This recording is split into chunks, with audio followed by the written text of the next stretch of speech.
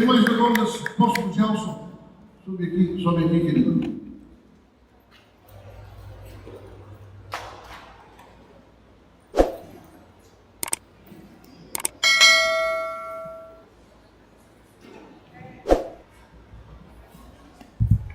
Amém. Queridos, nós estamos tendo a alegria de ter o apóstolo Gelson conosco mais uma vez.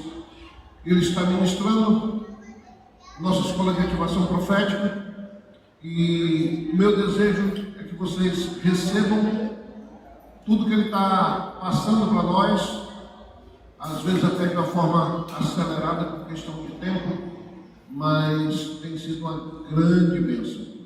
Meu irmão, fique à vontade, o Senhor te abençoe, tá? Se deixa usar por ele. Aleluia. Boa noite, povo de Deus, graça e paz, todos apaixonados, famintos, sedentos e desesperados por Jesus. Amém, igreja? Olha nos olhos da pessoa que está do seu lado, diga para ela: prepara teu coração. Se Deus quer nos pegar, Ele quer nos tocar. Nós viemos alguns dias falando sobre várias atmosferas e vários exercícios de oração. Ascensão à sala do trono. Ontem nós tivemos imposição de mãos no som com óleo para cura. E quando você começa a assumir a consciência de quem você é em Cristo Jesus, no Novo Testamento, muitas coisas começam a mudar. Não porque Deus ele troca as pilhas do ministério do Espírito Santo na nossa vida, não, porque nós passamos a lamber menos ferida e a transferir a responsabilidade para Deus, diabo, anjo ou para os outros, e nós começamos a assumir a responsabilidade de treinar o nosso espírito pela íntima, violenta e poderosa comunhão com o Espírito Santo de Deus. Amém, igreja? Não consigo voltar aos fundamentos que foram dados nesses últimos dias. Uma das dificuldades é que às vezes um auditório você tem um grupo de pessoas, na outra noite você tem outro grupo de pessoas, na outra noite você tem outro grupo de pessoas, então nem todos conseguem ter uma interlinearidade do raciocínio, de uma informação que ativa a outra. Mas nós tivemos então exercícios aqui de adoração, exercícios aqui de visualização de fé criativa, exercícios aqui relacionados à cura, à libertação, a tirar o espírito de uma dimensão de cativeiro, espíritos sendo postos em liberdade. Anteontem nós falamos bastante sobre Romanos capítulo 8, diga para quem está do seu lado, porque toda a criação espera que você levante a bunda na cadeira e se manifeste cheio da glória do Pai, para você ser liberto e pôr em liberdade todos os elementares, toda a criação que geme com dores de parto ao seu redor. Eu sei que não é assim a tradução da Sociedade Bíblica, mas se eu fosse traduzir a tradução herética segundo Gelson Becker, seria mais ou menos assim que eu iria colocar ali Romanos capítulo 8. Mas você conhece o texto, já deve ter ouvido pregação sobre isso e entendeu a parafrase. A glória do Pai nos filhos para sermos libertos, não, para sermos libertos e através da nossa experiência, um raio de 1 quilômetro, 500 metros, 100 metros, 30 metros, 2 metros de distância, de onde nós estamos tendo o nosso êxtase, o nosso fenômeno de manifestação em glória. Nós estamos abrindo os portais espirituais, nós estamos ativando os corredores de unção, nós estamos recebendo a graça, e quem estiver ao nosso redor, diga, é abençoado simultaneamente.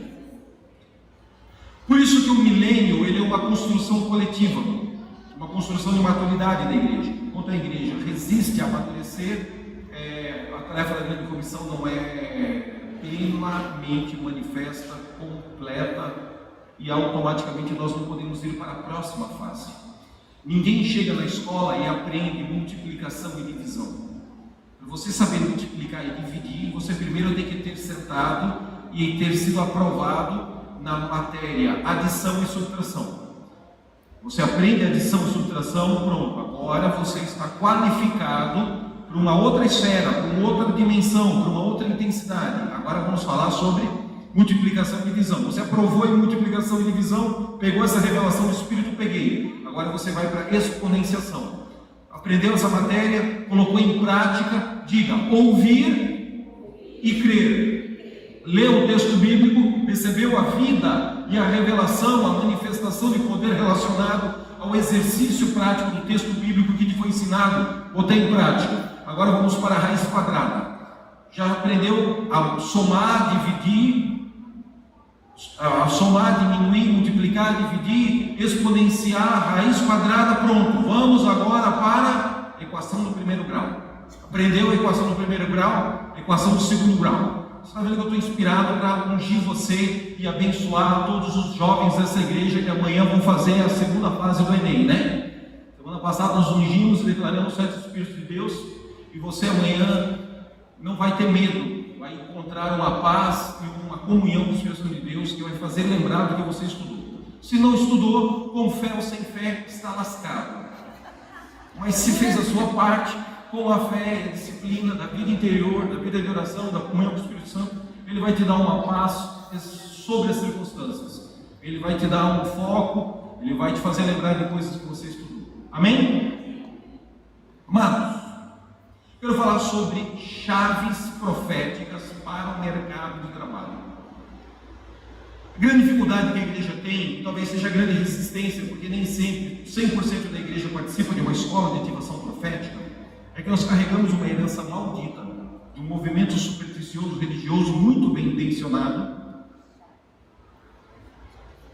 de que duas superstições prevalecem no inconsciente coletivo de uma cidade. A primeira superstição: o tempo dos profetas acabaram, então não faz sentido ir numa escola de profetas. E a segunda superstição: existem profetas, mas eu não sou profeta, então eu não vou para uma escola de profetas. E essas duas superstições basicamente são a manifestação da imaturidade de uma igreja que tem medo de amadurecer. Pastores que não acreditam que 100% do rebanho pode ser maduro e cheio da glória do Pai para pôr em liberdade toda a criação que geme com dores de parto. Romanos capítulo 8. É uma superstição, uma construção denominacional, institucional dos movimentos religiosos, de que nós temos que nos dar por satisfeito com a graça, com a salvação em conta-gotas. Se alguém falar que vai derramar baldes de água, é muito violento. Não, é muito intenso. Isso não é para mim. Mas se eu falar que vai cair migalhas e você vai se alimentar da palavra de Deus, migalhinhas que caem da mesa, isso é a tradição religiosa do meu pai, do meu avô, do meu bisavô, do meu tataravô, e eu vivo essa experiência de sobreviver na fé evangélica, de sobreviver na fé cristã conservadora da pós-modernidade. Diga para quem está ao seu lado: parou! Diga com força: chega! Mudamos isso hoje, transformamos isso hoje, quebramos esse paradigma, jogamos fora. Não é 1, 2 que vão amadurecer na igreja. Diga, toda a igreja precisa amadurecer, porque o milênio é uma construção de maturidade coletiva. Eu entendo que Efésios capítulo 4 diz que Ele escolheu uns para apóstolos, outros para profetas, outros para evangelistas, outros para pastores e outros para mestres. Nem todos vão ser tudo. Amém? Correto, perfeito. Mas já que nós vamos falar de Efésios capítulo 4, joga no telão para mim aí. Se eu não me engano é o Salmo 68, 18, ou é o 69, 19, acho que é o 68, 18.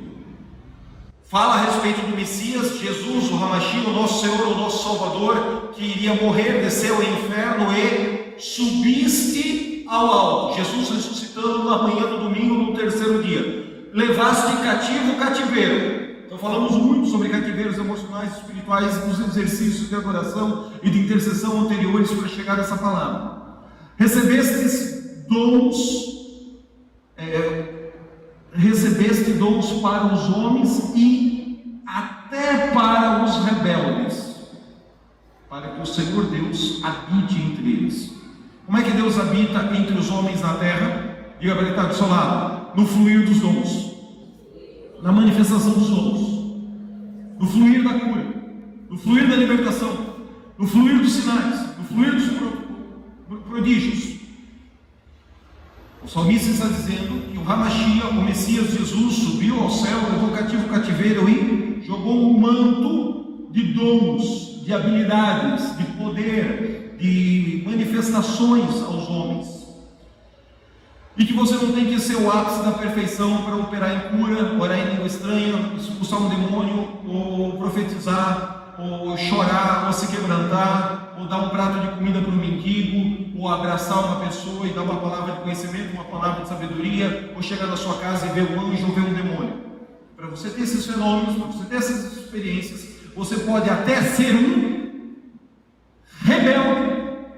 Diga, até para carniceiro, carcará, coisa ruim, crente inconstante, imaturo. Ora está vivendo cheio do Espírito Santo, ora eu estou vivendo a vida da alma, e eu me sinto, pastor, no vale de ossos secos, e onde eu olho ao meu redor só tem cadáver, só tem osso, só tem esqueleto. Pronto, é ali no vale de ossos secos que o vento do norte, o vento do sul, vento impetuoso do oeste e do leste faz um mover de rebuliço, a ressurreição de um exército abatido, cansado e desanimado.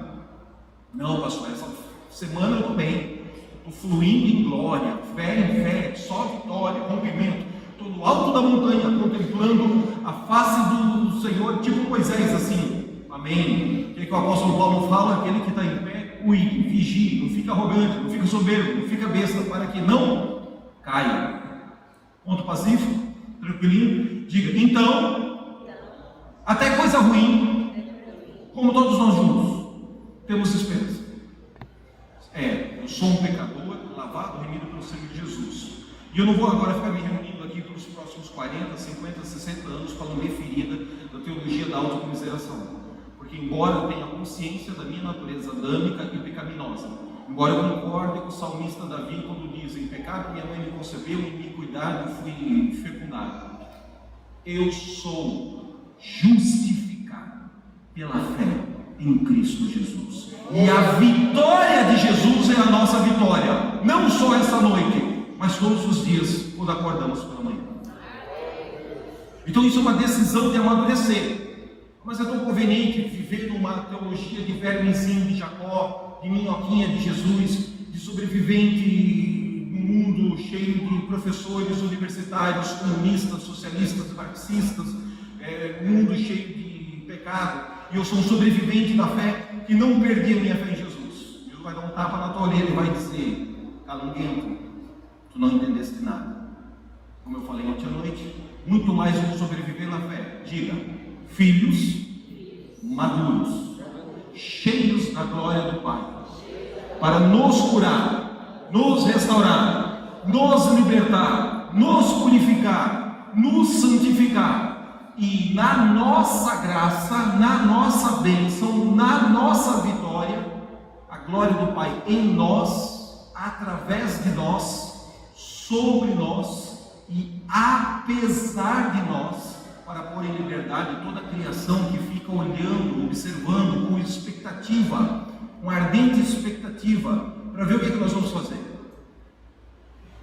Quando isso toma uma consciência coletiva de uma geração, a igreja consegue corresponder ao seu propósito e manifestar a tarefa da grande comissão. A psique de um povo bem disposto para receber Jesus pela segunda vez está pronta.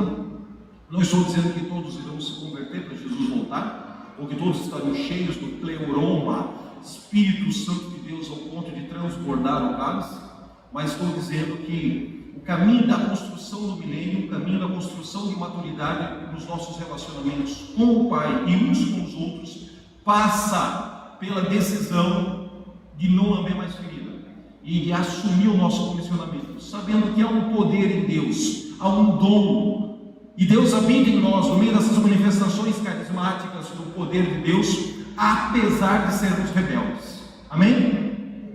Joga agora aí Efésios capítulo 4. Não lembro se é o versículo 12.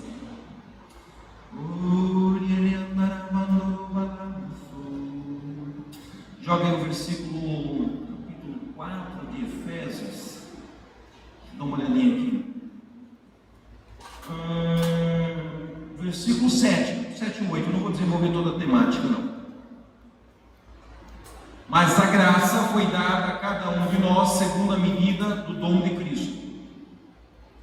Porque se diz, agora o apóstolo Paulo, em Efésios capítulo 4, versículo 8, ele está citando o Salmo 68, versículo 18, que eu acabei de ler. Ele vai transcrever agora, nesse versículo 8, o que já estava escrito lá no Antigo Testamento, Salmo 68, verso 18. Só que ele vai tirar uma vírgula. Subindo ao alto, levou o cativo o cativeiro e deu dons aos homens. Verso 9. Ora, isto ele, quem é ele? Ele é Jesus, o Hamashiach, subiu também, desceu às partes ínfimas da terra e ressuscitou dos mortos. O que está faltando agora na transcrição do Salmo 68, verso 18 no Novo Testamento? Está faltando um adjetivo, diga, a expressão até para rebelde, que está lá no Salmo 68, 18, não aparece em Efésios capítulo 4, verso 8. Não estou dizendo que Deus deixou de usar rebeldes. A ênfase no rebelde Paulo tira quando está transcrevendo esse versículo do Novo Testamento. Diga, glória a Deus, que existem vasos de barro, vasos de cobre, vasos de ouro, vasos de prata, vasos de ferro, vasos de todos os tipos, vasos para honra e vasos para desonra. Existem vasos para limpar a gordura, para limpar a sujeira, para servir de pinico. Existem vasos para botar comida, existem recipientes para botar a água que você vai beber, para botar o leite, fazer um queijo, um iogurte gostoso. Diga, vasos de honra e vasos de desonra. Mas Cristo em nós, esperança da glória, porque pode ter certeza, o poder de Deus continua a se aperfeiçoar nas nossas fraquezas, nos nossos medos, nas nossas dúvidas, nas nossas incapacidades de gerar resultado. Amém? O que aconteceu em Atos capítulo 2? Eu li ontem, por isso eu não vou ler de novo Atos. Não, eu li acho que anteontem eu li Atos capítulo 2. Não vou ler de novo. Mas você conhece a história. Estavam reunidos no cenáculo, 120 pessoas.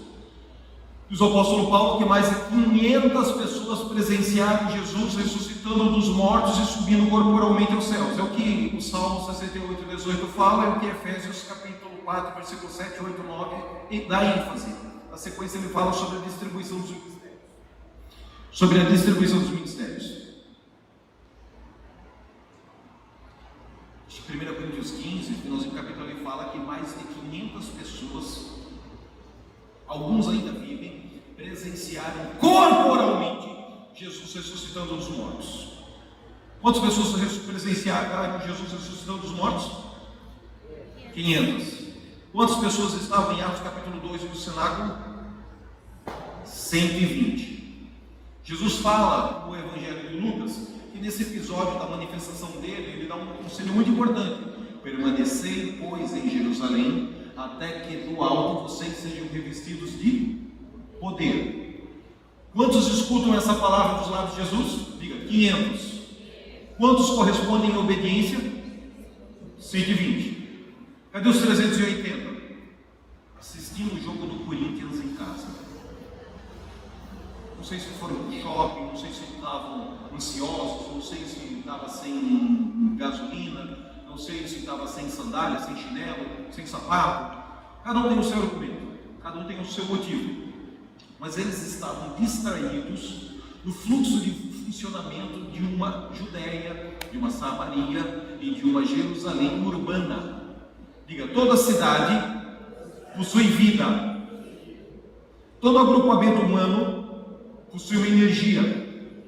E nesse inconsciente coletivo de centenas, milhares, dezenas, centenas de pessoas, existem subtribos dentro da grande tribo. Subagrupamento de pessoas dentro do grande agrupamento de pessoas. A pergunta não é se você fala um idioma. A pergunta é se você fala a linguagem da tribo urbana que você foi ungido, vocacionado e capacitado por Deus para influenciar nessa cidade ou em qualquer lugar do planeta Terra. Diga, o idioma é a língua portuguesa. mas a linguagem de uma tribo urbana chamada surfistas é radicalmente diferente da linguagem de outra tribo urbana chamada motociclistas, motoqueiros, que inclusive hoje está tendo um encontro anual nacional de motoqueiros aqui na cidade de Araguaína.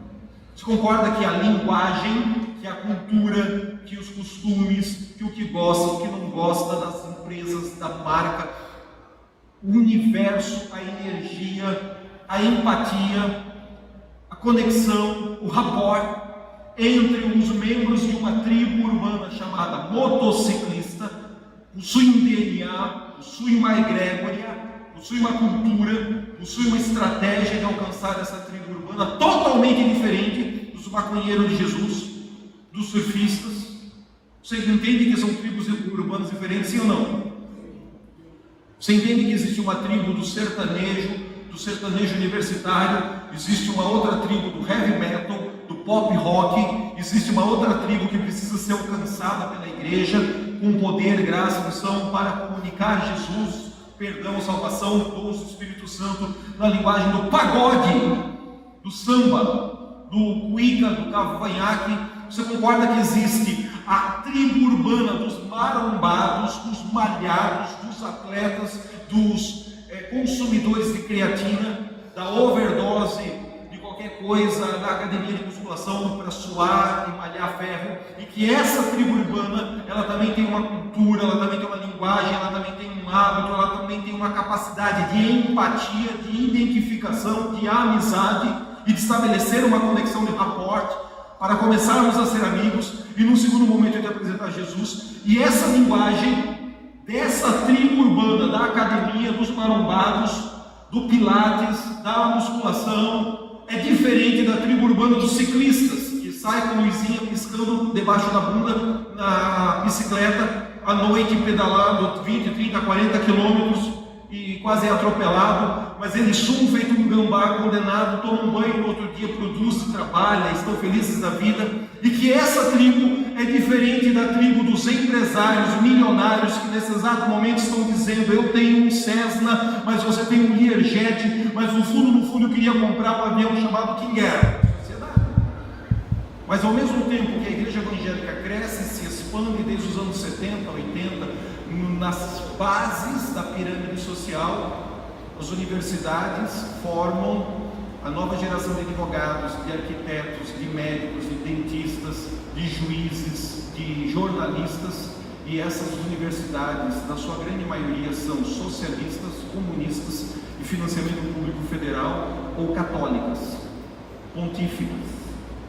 E nós temos uma expressão muito tímida de um Mackenzie presbiteriano ou de uma Umbra luterana para tentar evangelizar e formar opinião dessa elite intelectual do Brasil.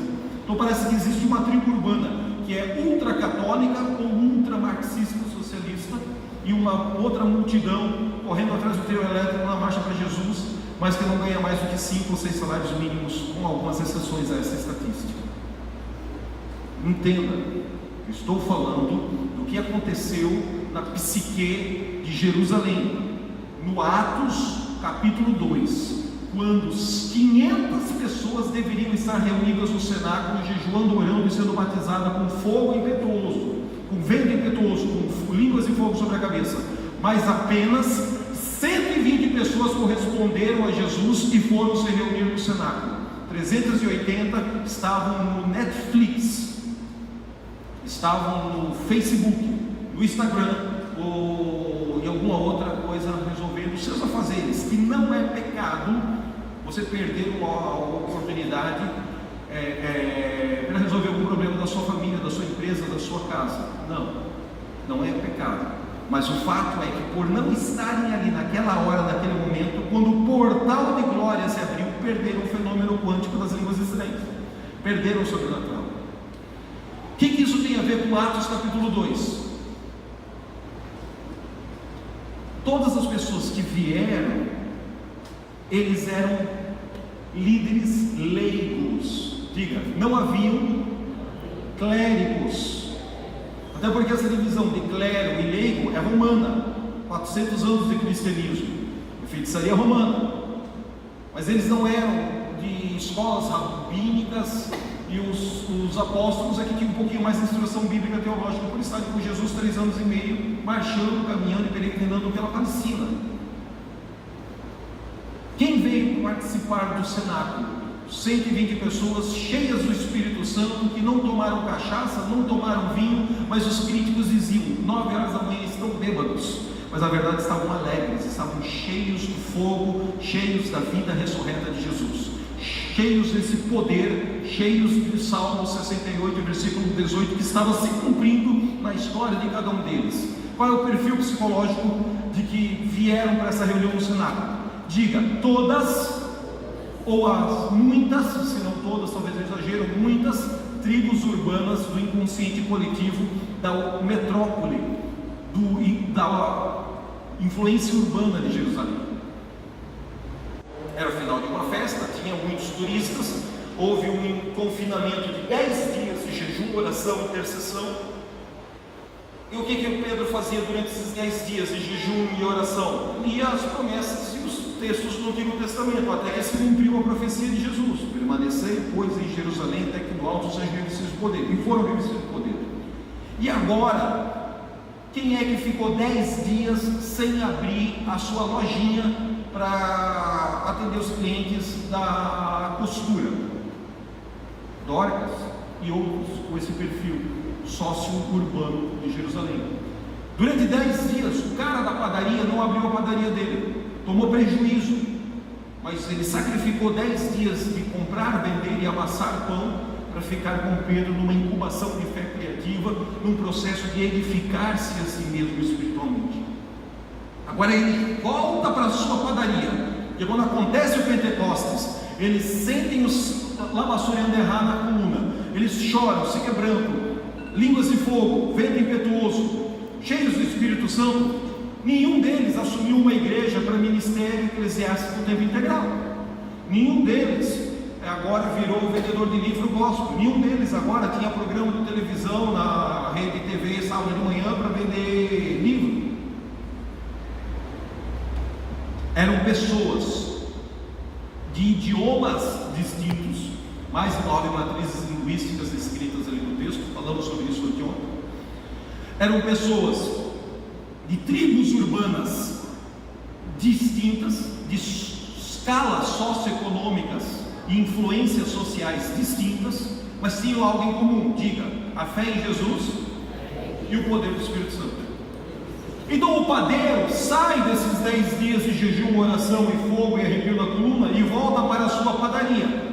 O açougueiro sai dessa disciplina de jejum, oração e intercessão, cumpriu-se a promessa do Pentecostes e ele volta para o seu açougue. O que ele vai vender agora? Maminha, picanha, patinho, costela. Ô Manuel, você ficou 10 dias sumido. Não, eu estava ali numa oração no cenáculo. Agora você abriu de novo a sua oficina mecânica. Vou terminar de consertar essa moto, terminar de consertar esse motor a diesel, vou terminar de corrigir e instalar o teu painel, o teu radiador. O programador voltou para desenvolvimento de software, o arquiteto voltou para arquitetura, o médico voltou para a medicina, o advogado voltou para a jurisprudência, o vendedor voltou para o comércio. O desempregado que estava lascado continuou desempregado, continuou lascado, mas agora ele é desempregado, cheio de fé, cheio de esperança, cheio de comunhão com o Espírito de Deus.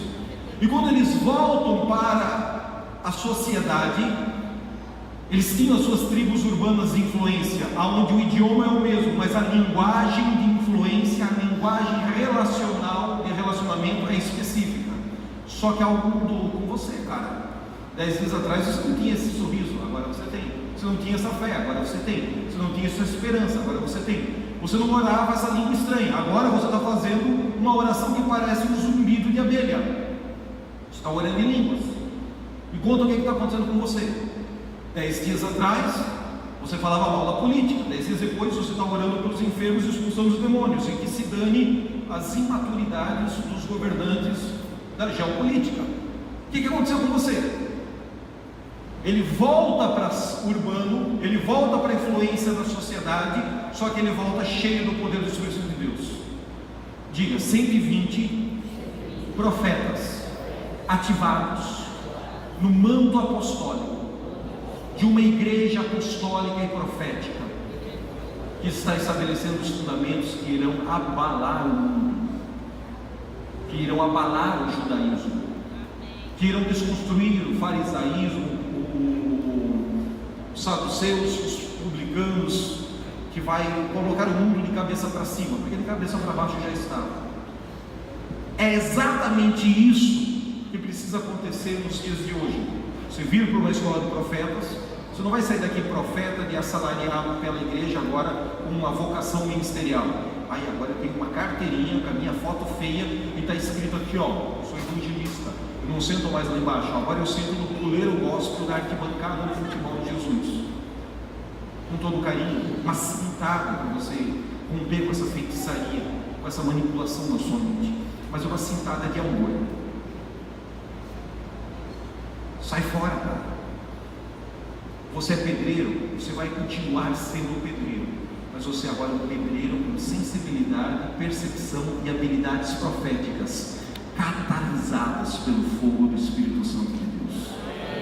Novo nível de resultado, novo nível de problema, um novo nível de cliente, um novo nível de realidade financeira. Em 6 meses, 1 ano, a tua energia financeira muda, a satisfação do teu cliente aumenta. Informações que você não tinha do céu começaram a ser ativadas profeticamente no seu cérebro. Mas eu tenho que deixar de ser porteiro do prédio, tenho que deixar de ser empregada doméstica. Não, Jesus quer empregadas domésticas cheias da glória de Deus, porque ali naquela casa rica e milionária, onde ela lava a louça e passa aspirador de pó, existe uma família que tem de tudo menos Jesus, que tem de tudo menos paz, que tem de tudo menos alegria, gozo e vida eterna, que tem de tudo menos consciência da glória do Pai. E se ela, naquela cozinha, começar a fazer os exercícios que nós fizemos ontem e anteontem, de Romanos capítulo 8, diga, a glória do Pai liberta essa empregada doméstica, cura essa empregada doméstica, fortalece, edifica, vivifica o espírito de adoradora desta empregada doméstica, e através dela põe em liberdade todos os espíritos que estão vibrando na frequência eletromagnética errada naquela mansão, naquele apartamento, naquela indústria, naquela universidade, naquela copa daquele hospital, na copa daquele presídio ou daquela repartição pública. É exatamente isso que está faltando. Nós temos uma igreja que só funciona com poder e glória nas 4 paredes da reunião do domingo, mas que fora do nossa ilha, da nossa tribo, da nossa linguagem evangélica, seja ela protestante, pentecostal, neopentecostal, apostólica, profética, fora de uma linguagem católica, seja católica ortodoxa ou católica romana, fora daquele mundinho, parece que aquela teologia não funciona. E aí você vê as hostes do inferno influenciando a cidade, e a igreja satisfeita, feliz por estar sobrevivendo na perseguição demoníaca da pós-modernidade. Diga, eu quebro essa armadilha na minha mente hoje, no meu casamento, na minha empresa, no meu ministério, no meu chamado, nos meus filhos. Não seremos sobreviventes. Por mais que seja evidente, real, a perseguição que está vindo aí, é só você ligar na CNN ou na Jovem Pan, no noticiário televisivo. Assim como estão perseguindo os judeus, o próximo da fila são nós, os cristãos. Por mais que seja evidente na geopolítica que está vindo aí, eu não ficarei escravo do medo. Eu encontrarei um lugar de intimidade, de comunhão, de provisão, de livramento, de influência, de aceleração dos resultados, porque o Senhor não permite que nada aconteça na terra sem antes anunciar, revelar, comunicar o seu segredo aos seus amigos, os profetas. Então, ainda que o texto de Atos dos Apóstolos não diga que 120 pessoas voltaram para o mercado de trabalho e para o fluxo de funcionamento urbano da cidade de Jerusalém, Samaria, Judeia, confins da terra, eu digo para vocês, eles não voltaram como sobreviventes da religião, todos eles voltaram como profetas, segundo a ordem de Jesus Cristo, cheios do Espírito Santo. E não é porque eles tinham agora uma afeição e uma intimidade com a unção profética que eles tinham que ter o título de profeta. Não, eles só precisam ver os frutos de uma vida de profeta. Da onde você tira isso, Beto? Que heresia é essa que você está contando para nós essa noite? Nenhuma. Joga no telão aí para nós. Lucas capítulo 7. Vamos jogar o versículo 26. Eu quero 27, mas eu jogo 26 em diante para a gente pegar todo o contexto. Jesus falando a respeito do seu primo João Batista. Mas o que vocês foram ver, o que saíste a ver, que vocês foram procurar no deserto? Um profeta? Está se referindo a João Batista. Volta ao versículo que eu não terminei de ler. Sim, eu vos digo, ele era muito mais do que um profeta. Por favor, o próximo. Este é aquele de quem Isaías profetizou no capítulo 40, de quem está escrito: eis que eu envio o meu anjo adiante da tua face, o qual preparará o caminho de ti e diante de ti preparar o teu caminho. O que Isaías 40, versículo 1, 2, 3, 4, 5 fala? Diga comigo assim: voz do que clama no deserto, aplane os montes, aterre os vales, restaure uma vereda, prepare um caminho, para que venha a manifestação da glória do Senhor. Isaías está falando de uma voz profética que iria rasgar 400 anos de silêncio profético e iria preparar a psique no perímetro e nas tribos de influência e formação de opinião urbana da Palestina, para receber a mensagem do reino de Deus que Jesus tinha para ensinar. Então João Batista vem na frente como esse anjo, como esse espírito que prepara o caminho, como essa unção de Elias que está agora preparando o caminho para a psique de um povo bem distante. Poderíamos ler a profecia do anjo para Zacarias, o pai de João Batista, quando recebe a notícia de que a Isabel estava grávida. Ali naquela profecia, o anjo reafirma, Isaías capítulo 40, reafirma o que Jesus está dizendo em Lucas capítulo 7, e ele dá essa informação, que esse bebê, o João Batista, vai preparar um povo bem disposto ao nosso Deus. Quando o pastor diz assim: venha para uma escola de profetas, e você não está disposto, quer dizer que a tua psique está igual a dos fariseus da Palestina. Quer dizer que a tua psique está igual a dos saduceus da Palestina. E não é uma culpa tua, é uma construção coletiva de maturidade nesta geração de crentes em Cristo Jesus, não só na cidade de Araguaína, mas no planeta Terra. Essa resistência, esse desconforto não é individual seu, para mim botar um jugo de culpa em você. Não, isso é um pulso psíquico do inferno, através de teologias confusas, manipuladoras e mentirosas, que foram astutamente estabelecidas para bloquear o sobrenatural e não estimular você a desenvolver dons vocais de profecia. Por isso que é um processo de construção e desconstrução de verdades bíblicas. Volta lá em Lucas 7.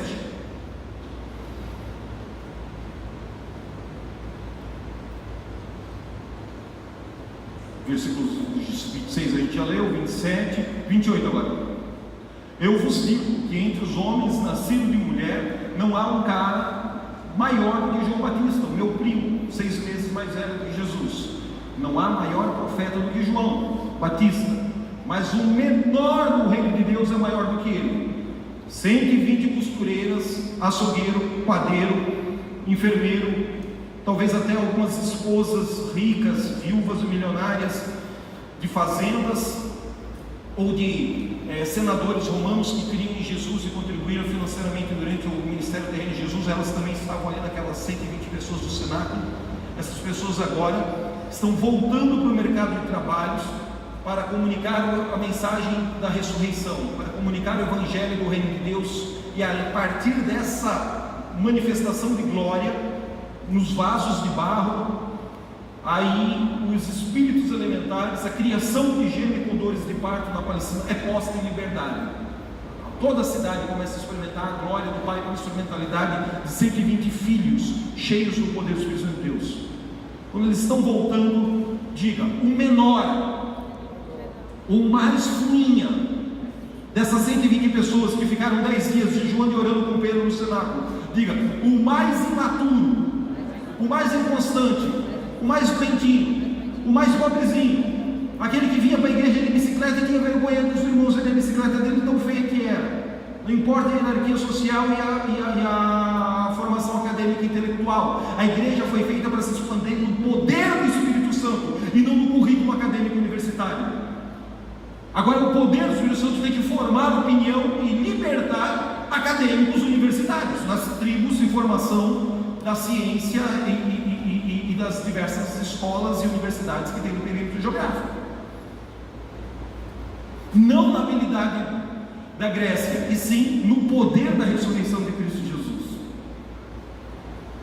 O menorzinho desses 120 pessoas, deixa o versículo por favor, o menor deles no reino de Deus, todos eles receberam a fé em Jesus, todos eles receberam o reino de Deus.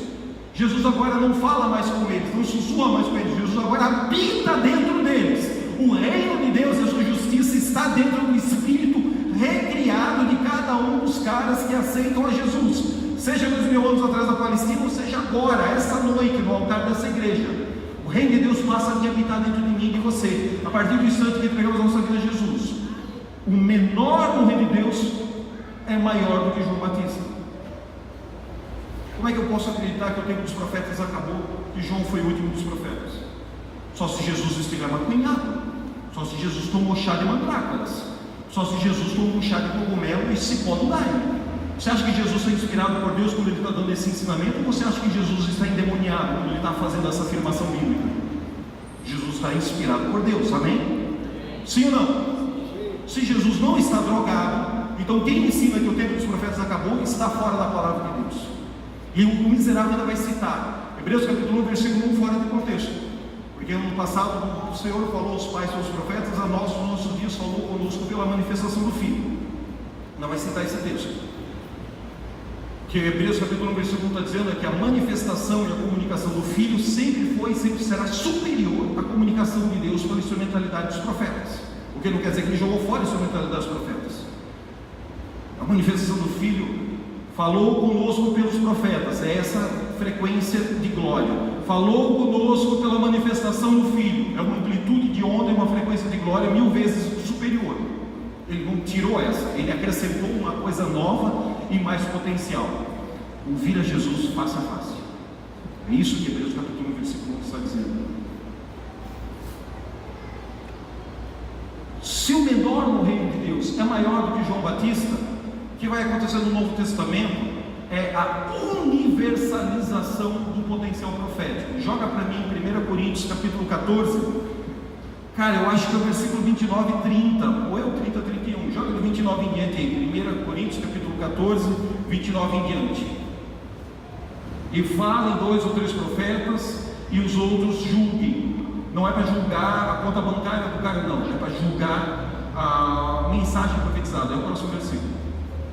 Mas se ao outro que estiver assentado for revelado alguma coisa, cale-se o primeiro. 31. Porque todos podem profetizar, uns depois dos outros, para que todos aprendam e todos sejam consolados. Quem está escrevendo isso? Diga, apóstolo Paulo. O que ele está afirmando? Diga, Paulo está dizendo que eu posso profetizar. Como é que acabou o tempo dos profetas? Paulo é um maconheiro, drogado, que não sabe o que está falando. Ou Paulo está inspirado pelo Espírito Santo de Deus quando ele está escrevendo a Epístola aos Coríntios, no capítulo 14, versículo 31. Está inspirado por Deus ou está confuso? Está cheio de Deus ou está confuso? Está cheio de Deus? Paulo não está dizendo que você é obrigado a profetizar. Alguns grupos denominacionais sem equilíbrio tomam um caminho de excentricidade na palavra de Deus e eles dão essa ênfase desequilibrada. Eles dão essa ênfase confusa.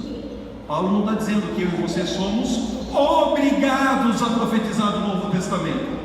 Jesus já falou do potencial universal de todo aquele que crê em Jesus e recebe o Espírito de Jesus ser maior do que João Batista. Não acabou o tempo dos profetas. Amadureceu-se a universalidade, a potencialidade do ministério profético do Novo Testamento, que é superior aos profetas do Antigo Testamento. E Paulo diz que há um potencial ao alcance das nossas mãos, que potencialmente, pela fé em Jesus, todos nós podemos ativar pela fé o potencial profético universal a todo aquele que nele crê. É obrigado a profetizar? Diga, não, mas é um potencial ao alcance da nossa mão. Você é obrigado a sair curado daqui essa noite da sua enfermidade? Só os movimentos neuróticos, fundamentalistas e radicais ensinam isso. O equilíbrio da palavra de Deus é que há um potencial de cura pelo sangue de Jesus derramado na cruz do Calvário, e mediante fé, louvor, adoração, intercessão, eu posso estender as minhas mãos e receber a cura. Você não é obrigado a ser curado, mas é o potencial de cura. Você é obrigado a sair daqui liberto dos seus demônios essa noite? Você não é obrigado a nada. Você pode ter os seus demônios de estimação, você pode ter os seus pecados de estimação. Você vai agir e vai colher. Ceifa e semeadura, ação e reação. Escolhe, pois, hoje a bênção. Mas, se você escolher a maldição, eu sugiro que você escolha a bênção. Deuteronômio 28. Então, há um potencial para ser liberto. Não por causa da força da oração do pregador da noite, não. Por causa da tua maturidade em Cristo Jesus, do teu posicionamento na palavra de Deus e da tua consciência. O que Jesus diz? Arrependei-vos, ó raça de víboras, o reino dos céus está próximo. Uma tradução antiga diz: arrependei-vos, ó raça de víboras, o reino dos céus está ao alcance das suas mãos. Estenda a mão aí e recebe cura. Estenda a mão aí e ativa o discernimento do Espírito. Estenda a mão aí e ativa a palavra de sabedoria. Estenda a mão aí e ativa a palavra de conhecimento. Estenda a mão aí e ativa a provisão financeira para rompimento nesse final de ano. Estende a mão aí e tira a tua alma da ansiedade, da preocupação, do medo, da dúvida, tudo aquilo que bloqueia a tua comunhão com Deus e com a palavra de Deus, que você está preso no impulso psíquico de desaceleração macroeconômica do país depois de uma sabotagem política. Diga: eu tiro a minha alma dessa caverna, eu saio dessa prisão, eu saio desse lugar que me impede de experimentar milagres, eu entro na sala do trono. Hebreus, o autor do livro de Hebreus diz: como os ali interpreteis, nos acheguemos junto ao trono da glória, crendo que Ele existe e é galardoador daqueles que buscam. Você é obrigado a perdoar quem te ofendeu? Não, só é inteligente, é estratégico e é bíblico que você perdoe, porque ainda o autor do livro de Hebreus diz para nós não nos destituirmos, desconectarmos, ficarmos aquém da graça, não nos emanciparmos da graça de Deus, tirando esses embaraços de amargura, ódio, raiva, falta de perdão, lixo, tantas outras coisas, da imaturidade da alma, da manipulação da energia sexual, da fofoca, da inveja, do ciúme, que tiram a nossa ousadia no mundo quântico, no mundo espiritual, no mundo da adoração e da intensidade profética do Espírito Santo de Deus. Diga: é apenas uma potencialidade no Novo Testamento, mas é um potencial para um punhado de pessoas eleitas, predeterminadas, escolhidas por Deus a dedo, ultra santas, ou é uma potencialidade para todo aquele que crê em Jesus? Porque o menor no reino de Deus é maior do que João Batista. Você é maior do que João Batista. E se você não cuidar, você entra no mesmo caminho de autofagia que João Batista entrou. Já te dei muitas ferramentas e você já entendeu que eles estavam lá em cenáculo, orando, adorando, intercedendo, foram ativados no profético e retornaram com faculdades, com habilidades espirituais. As pessoas costumam dizer: Becker, então quer dizer que orar em línguas, batismo com o Espírito Santo, pleroma, cheio ao ponto de transbordar o meu cálice da comunhão, é sinônimo de ativação profética? A resposta é não. Não é. São coisas que podem acontecer simultâneo na intensidade do Espírito, mas são coisas que podem acontecer em momentos e estações distintas do amadurecimento espiritual de um homem e de uma mulher de Deus. Abra sua Bíblia em Ezequiel 8. Enquanto você vai procurando Ezequiel 8, estou pensando aqui o que eu vou fazer. Alguns textos que estão na minha mente. Lembre-se que nós estamos falando sobre o mercado de trabalho. Lembre-se que nós estamos falando sobre o consciente coletivo da energia urbana de Jerusalém, Samaria, Judeia. E lembre-se que o mesmo fenômeno de sair cheio do Espírito Santo de Deus do cenáculo, nós queremos influenciar a cidade e comunicar Jesus com poder, com glória, com sinais, não apenas na língua portuguesa. Diga: o idioma eu já tenho, mas eu quero comunicar também na linguagem das tribos urbanas, seja ela qual for a tribo. há uma pessoa aqui que vai conseguir evangelizar maconheiro e traficante. Eu não vou ter a linguagem dos caras, mas você tem. Cheio do poder do Espírito Santo de Deus, você pode manifestar a glória do Pai através do teu espírito oprimido e o espírito deles simultaneamente serem postos em liberdade para a glória do Senhor, porque toda a criação geme com dores e parto, olhando e anelando pela nossa manifestação. Amém? Existem pessoas aqui que só podem comunicar a glória do Pai, a unção do Espírito Santo de Deus, o batismo do amor de Deus, a glória que liberta os espíritos elementares no fórum, na procuradoria.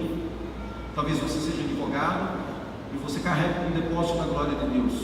Nessa tribo urbana, que tem uma linguagem jurídica, acadêmica e uma prática de defensoria pública, eu não sou muito eficiente. Posso orar, posso abraçar, posso tentar entender um pouquinho, mas eu não tenho tanto conteúdo de linguagem desta tribo quanto você. Por isso é você que Deus ungiu e vocacionou. E Deus faz você muito mais do que um crente cheio do Espírito Santo de Deus para sobreviver da igreja. Diga, eu sou um profeta no mercado de trabalho.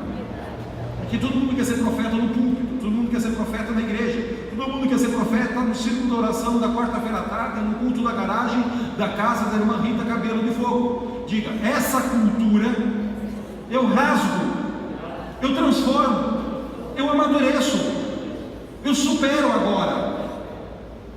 Glória a Deus pelo culto da garagem da irmã Rita Cabelo de Fogo. Mas Jesus não está à procura de pessoas que têm que ser despertadas para ser monstrinhos de manipulação profética, profetizando com quem você vai casar, se vai ter emprego, não vai ter emprego, planeta de ouro que desce do fogo para assinar um contrato. Eu acredito em tudo isso, mas não acredito que seja essa a ênfase da maturidade. A ênfase da maturidade é sermos profetas maiores do que João Batista, porque nós temos Jesus e o reino de Jesus no nosso espírito, mediante fé e experiência de conversão, o pleroma do Espírito Santo, as faculdades e as habilidades proféticas ativadas de uma forma extraordinária. Agora nós somos comissionados, sim, a voltarmos para o mercado de trabalho, cada um na sua tribo urbana. Linguagem de artista, linguagem de artista. Linguagem de pedagogo, linguagem de pedagogo. Linguagem de policial, linguagem de policial. Linguagem de político, linguagem de político. Linguagem de empresário, linguagem de empresário. Linguagem de quem gera 5, 6, 3, 4, 10 mil empregos, tem uma responsabilidade social por gerar empregos na cidade. É uma outra energia, é uma outra tribo, é uma outra egrégora. Pessoas com a unção de Deus nessa tribo precisam comunicar a glória do Pai para pôr em liberdade todos os espíritos que estão chorando, sofrendo, olhando para nós, esperando pela nossa manifestação. E é isso que vai acontecer com você. Você não é profeta da religião, diga, eu sou profeta do mercado de trabalho. É lá no ambiente acadêmico universitário que eu vou tomar a chave do reino de Deus e vou abrir a montanha das artes. Diga comigo, artes.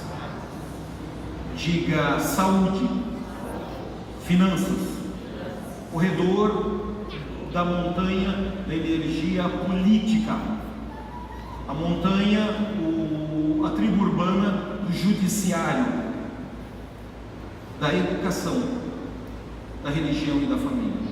Poderia sistematizar aqui 300 tribos urbanas.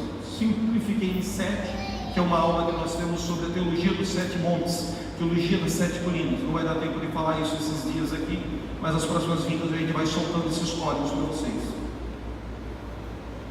Ezequiel capítulo 8, versículo 8. Vamos ler o versículo 1 em diante. Leia aí no telão, eu vou ler a minha versão que eu tenho aqui. Provavelmente vai ter uma pequena diferença. Versículo 1 do capítulo 8 do profeta Ezequiel diz assim, ó: sucedeu, pois, que no 6º ano, no mês 6º do 5º dia, estando eu assentado junto à mesa com os anciões de Judá, assentados diante de mim, ali a mão do Senhor Deus, a mão do Senhor Jeová, a mão de Yahvé, conforme a tradução que você vai ter aí na língua portuguesa, veio sobre mim, caiu sobre mim. E olhei, e eis que havia uma semelhança com a aparência de fogo, e desde a aparência dos seus lombos, do seu ombro, da sua cintura, dali para baixo, era fogo, e os seus lombos para cima, como o aspecto de um resplendor com cor de âmbar. O que é cor de âmbar, irmãos? Diga. Da cintura para baixo era um homem de fogo. Da cintura para cima era um homem de raio, de relâmpago, de eletricidade. Diga. O seu aspecto era cor de alumínio, de inox reluzente. Essa é a tradução de âmbar, inox reluzente. Da cintura para baixo, fogo. Da cintura para cima, inox reluzente. É um relâmpago, aquela cor do relâmpago trovejando. Da cintura para cima, cor de âmbar, âmbar reluzente. Vai imaginando aí na tua mente a interpretação do texto que está sendo lido. E estendeu um aspecto, uma forma de um braço, de uma mão, e me tocou pelos cabelos da minha cabeça. Pega os seus cabelos aí e puxa. Diga. E o Espírito Santo me levantou entre a terra e o céu, e me trouxe em visões de Deus a cidade de Jerusalém. Como é que diz aí? Que olhava pelos cabelos da minha cabeça, e o Espírito me levantou entre a terra e o céu, e me trouxe a Jerusalém em visões de Deus, até entrar na porta do pátio do templo do Senhor. É simples. O cara está no cativeiro babilônico, na varanda da casa dele, com meia dúzia de anciões, para ler a Bíblia, orar, fazer um devocional. Vem um ser angelical. Eu não sei se é um querubim, não sei se são 24 anciões, eu não sei se é o próprio Jesus, eu não sei que hierarquia de ser espiritual aparece na varanda da casa do profeta Ezequiel, tá? Eu sei que o Ezequiel diz que esse homem, do lombo dele para baixo é fogo, do lombo dele para cima é raio, é relâmpago, é eletricidade. E esse cara estende uma coisa parecida, um negócio estranho, o aspecto de um braço, o aspecto de uma mão, e ele puxa o espírito do profeta de dentro do seu corpo para fora do corpo pelo cabelo. E o espírito e a consciência do corpo espiritual do homem interior, que o apóstolo Paulo fala no Novo Testamento, do profeta Ezequiel, fica agora num lugar entre a terra e os céus, mundo quântico. Diga, o mundo espiritual não só é real, nós temos que entrar lá todas as vezes que abrimos a nossa boca para adorar com intensidade, invocar o Espírito Santo de Deus. E nesse lugar, ele é levado por esse ser angelical, por Deus, à porta do templo que está em Jerusalém, em visão. Aonde está o corpo do profeta Ezequiel? Diga, o corpo dele está na varanda da sua casa, cercado dos anciões da tribo de Judá, lá no cativeiro babilônico. É lá que está o corpo dele. Aonde está o espírito? Diga, no templo em Jerusalém. É lá que está o espírito. Isso é uma ativação profética. Há pessoas que oram em línguas, são usadas com a comunhão do Espírito Santo de Deus. Em algum momento da sua vida tiveram a experiência do pleroma, transbordou o cálice, mas nunca foram ativadas nas faculdades, nas habilidades do Espírito, recriado em Cristo Jesus. O que eu quero que você entenda,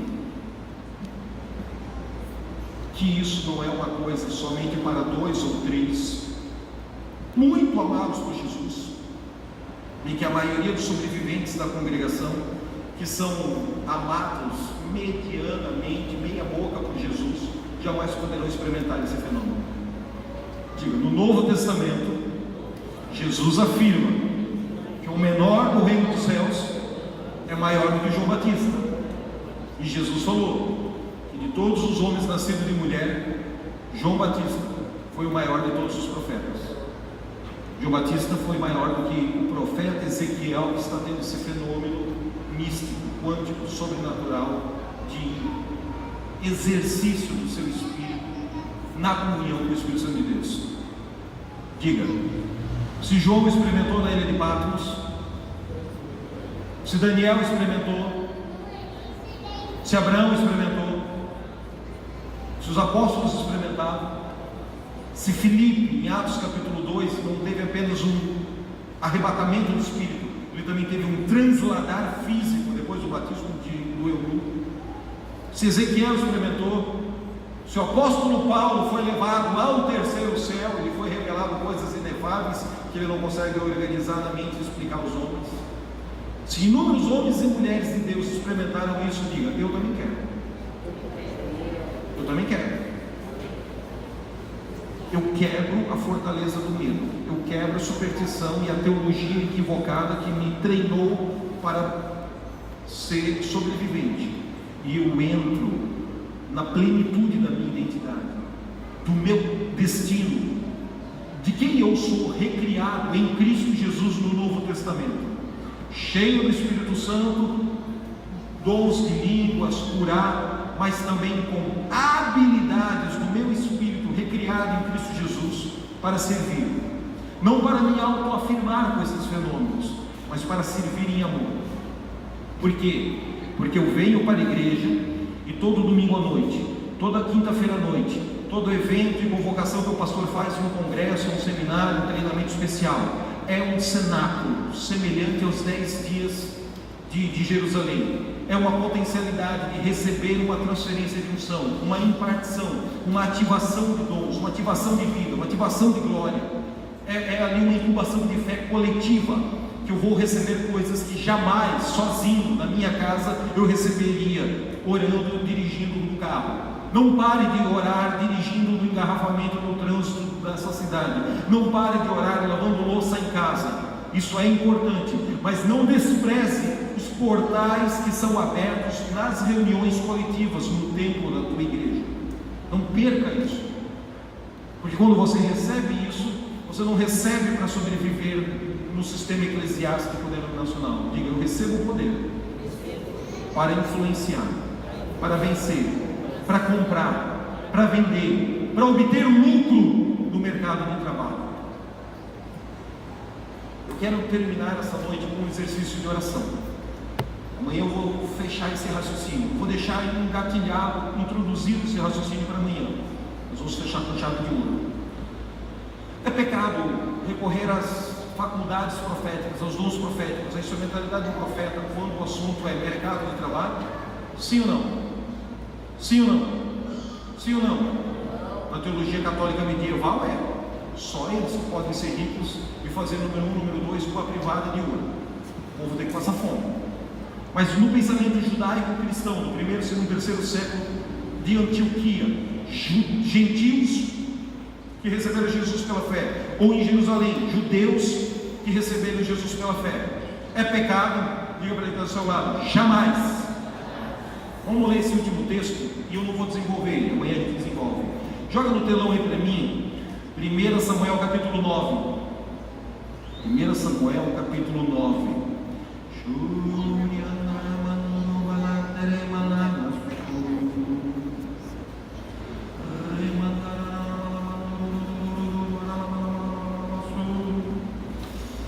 Samuel capítulo 9, vamos ler o versículo 1 em diante, apesar que eu quero na verdade o 6, mas vamos começar com 1 em diante.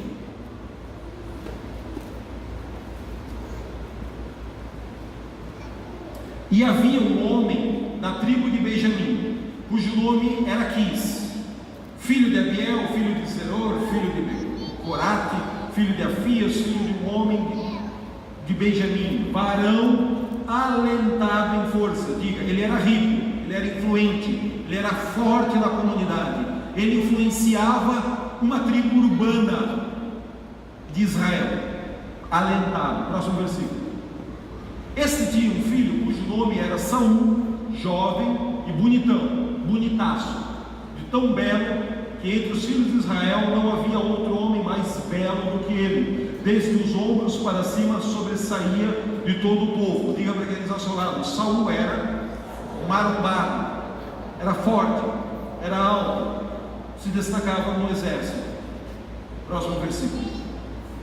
E perderam-se as jumentas de Quis é o pai de Saul, pelo que disse Quis a seu filho Saul: toma agora contigo um dos moços, um dos escravos, um dos servos, um dos empregados, e levanta-te e vai encontrar essa jumenta miserável. Só me aparece aqui com as jumentas, porque o prejuízo de perder jumenta, não só nos dias de hoje é caro, como na Palestina de antigamente. Próximo versículo. Passou, pois, pela montanha de Efraim, e ali passou a terra de Salisa, porém não as acharam. Depois passaram a terra de Saalim, porém tampouco estavam ali as jumentas do seu pai. Também passou a terra de Benjamim, porém tampouco encontraram as jumentas. Próximo. Vindo eles então a terra de Zuf, Saul disse para o seu empregado, seu moço, seu servo, conforme a tradução a palavra escravo, com quem ele ia: vem e voltemos, para que porventura o meu pai não deixe de ficar inquieto pelas jumentas, e agora ele fique preocupado, porque nós estamos muito tempo longe de casa, por causa de nós. Próximo versículo. Porém ele lhe disse: eis que há nessa cidade um profeta, tem um homem de Deus aqui, é um homem honrado, é tudo quanto diz acontece, a palavra na boca desse cara é certeira, assim é infalivelmente as profecias desse cara. Vamos agora lá, porventura nos mostrará, nos revelará pelo dom profético o caminho que devemos seguir para achar as jumentas do prejuízo econômico financeiro. Próximo versículo. Então Saul disse ao seu moço: eis, porém, se lá formos, que levaremos? Não temos uma oferta para dar para esse homem de Deus. Então aquele homem, vou chegar lá de mão vazia, porque o pão de nossos alforjes se acabou, e presente nenhum temos para dar ao homem de Deus. Que faremos? O que é que nós temos as mãos para ofertar? Próximo versículo. E o moço tornou a responder a Saul e disse: eis que ainda se acha na minha mão 1/4 de um ciclo de prata. Uma oferta ruim, um volume de energia financeira bem débil, bem básico. Lembra que o dinheiro não é de Saul, o dinheiro é do empregado de Saul. Para tu ver como a coisa aí está simbólica. O qual darei ao homem de Deus para que nos revele, nos mostre, entre em comunhão com Deus e pelo Espírito Santo revele aonde estão as jumentas. Olha a raiz motivacional no coração dos caras. Próximo versículo. Antigamente Israel, indo qualquer um consultar a Deus, pedir uma oração, dizia assim: vinde e vamos ao vidente, ao profeta vidente, talvez a tradução que você tenha aí na sua Bíblia, porque ao profeta de hoje, antigamente era chamado de vidente. Não é o cartomante, não é o esotérico, não é o feiticeiro que nós temos hoje em dia nessa construção pós-moderna. Profeta de Deus que vê é o vidente. Diferente do profeta de Deus que profetiza pelo que sente, sensitivo.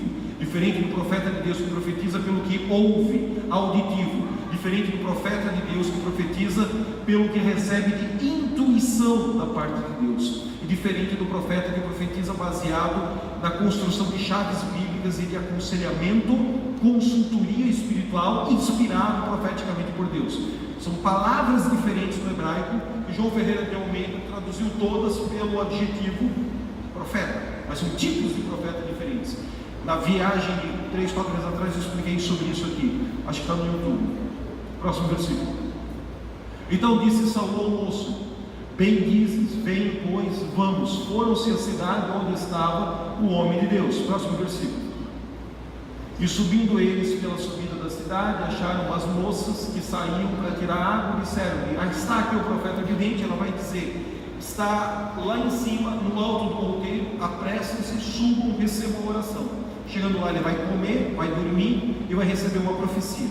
E nessa profecia de Saul, a identidade e o destino dele vai ser mudado. Não vou ler mais o texto, vou fazer a pregação final para nós começarmos a orar. Sei que o louvor quiser se posicionar aqui comigo, já tangendo seus instrumentos, me ajuda.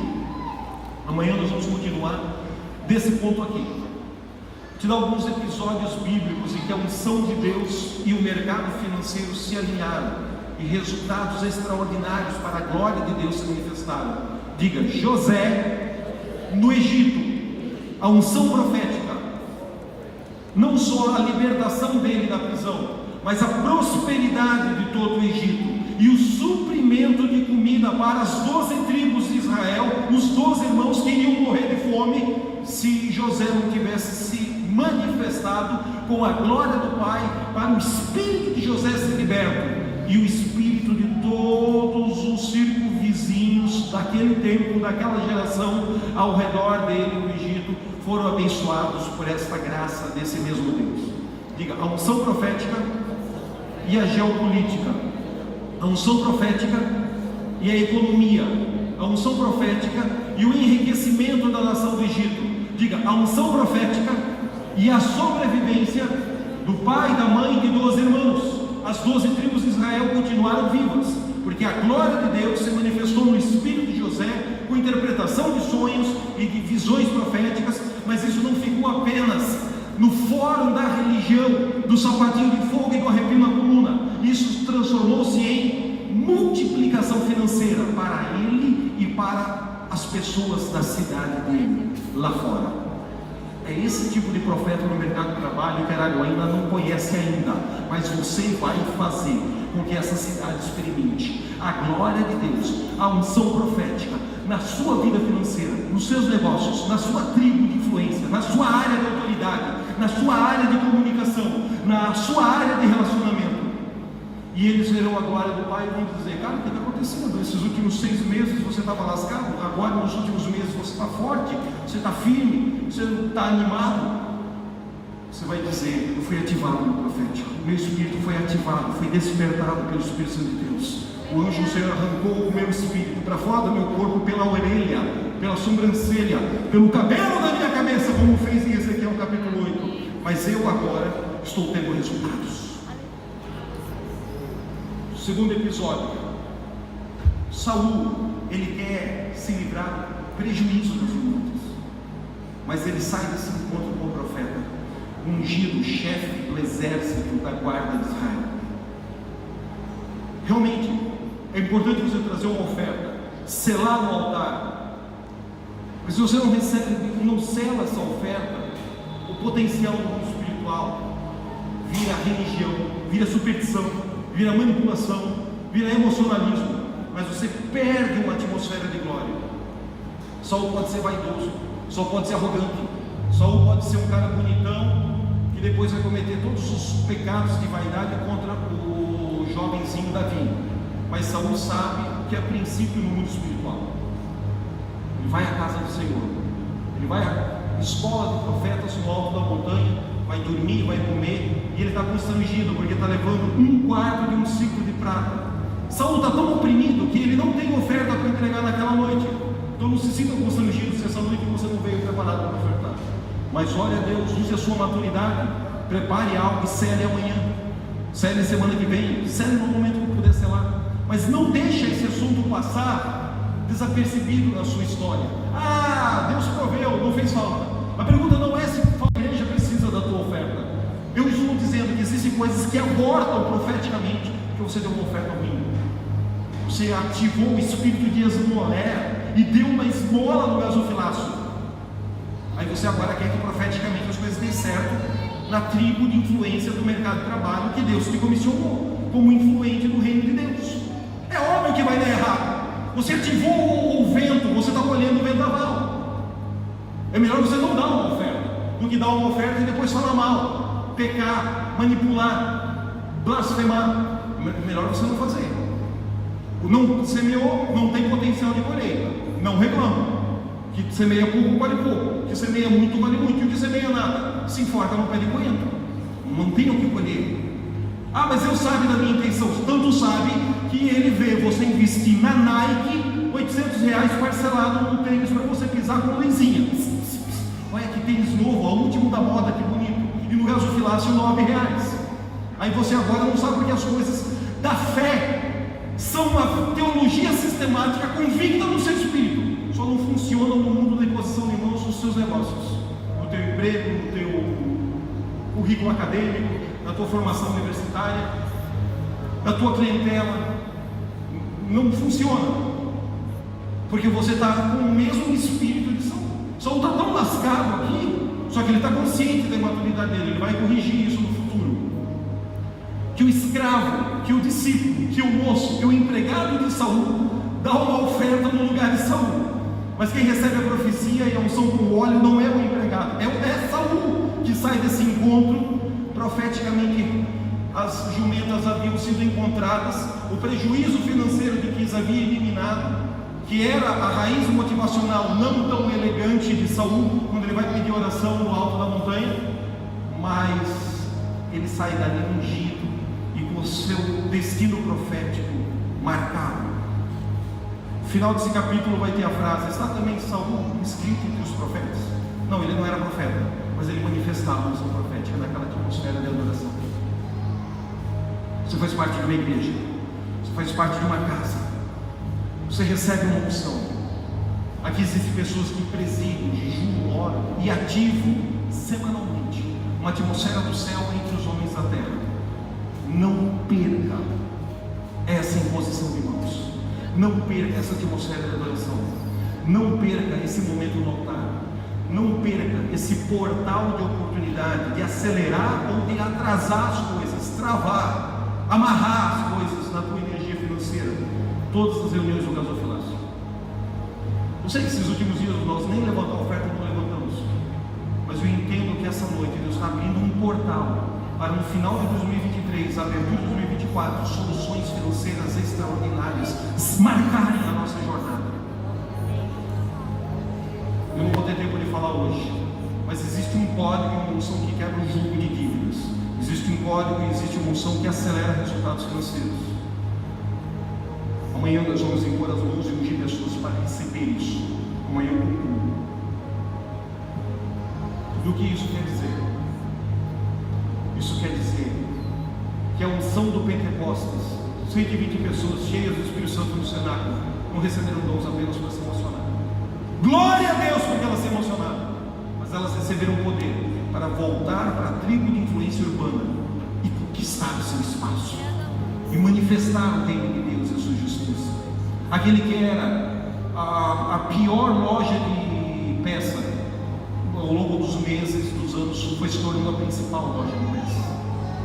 Ele foi tomando um segmento do mercado, porque Deus engrandecendo ele, os outros queriam saber quem ele adora, onde ele vai no domingo à noite. Eu também quero frequentar a igreja que você frequenta. É assim que Deus fez no Pentecostes. Não será diferente em Araguaína, não será diferente no Tocantins, não será diferente nesse tempo, nessa época, nessa janela, nesse portal de manifestação de glória. Pare de pedir para ser profeta, para ficar profetizando com quem os outros têm que casar ou deixar de casar. Supera isso. Receba a unção profética para você passar a ter autoridade sobre 7 dígitos na tua tribo, na tua área de influência, na tua cidade.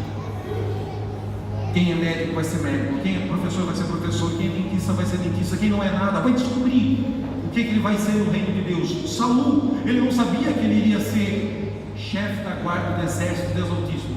Saul nem queria isso, ele queria achar as jumentas e não ter prejuízo financeiro com o pai. Ainda que a raiz motivacional sua tenha sido a menos nobre possível em ter vindo aqui essa noite, porque a tua esposa falou para você: você vai lá no culto, senão eu faço greve de sexo por 6 meses com você. Você não queria nem vir para o culto, ali você disse: entre a greve de sexo da esposa e eu vou lá no culto escutar aquele doutor pregar. Ainda que a tua raiz motivacional não tenha sido tão nobre, o importante é que você está aqui, numa atmosfera de adoração, numa atmosfera da palavra, numa atmosfera da casa de Deus, cercado de homens e mulheres que carregam um depósito de glória, que carregam uma unção. E se você soltar os objetos que estão nas suas mãos agora e se colocar em pé, você vai cantar esse cântico que os meninos vão adorar aqui. Um cântico que invoque a presença de Deus, que invoque a glória do Senhor, que invoque o Espírito Santo. Você vai abrir os compartimentos secretos da sua alma, você vai se render a essa atmosfera.